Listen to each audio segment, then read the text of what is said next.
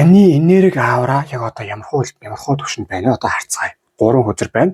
Аль өөр чинь нүдэн тусаас хөдрийг сонгоорой. За 3 2 1 сонгосон гэж найдаж байна. Эхний хөдрөөр харцгаая. За 6 сава.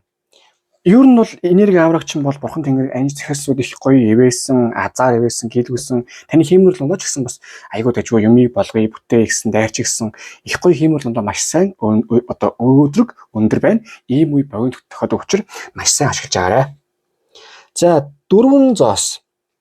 Яг нэг юм ийг л болгочих, яг нэг юмнаас үр дүн гарах чи гэсэн, яг нэг юмдаа тулж ажилласан байна. Одоо юу өөрөө чинь амьдралд одоо юу заавал нэг юм давах хэвээр, туулах хэвээр нэг зүйл байгаа учраас тэрийг давж тулжиж дараа чимтгэл зэглэл рүү орох юм байна гэж гарч иж байна. За 3 дахь нь болохоор 5 аяга. Ер нь жоохон тийм стресстэй, сэтгэл бас готралтай, ямарваа нэг өнгөрсөн юмыг хайж чадахгүй тийм сонин зууралцсан маяг байгаад байна. Өөрөө амьдралаас энэсээ холдчихж өөрөө чинь амьдралын дараа жилиг гоё юмнууд орж ирэх юм байна гэж гарч иж байна.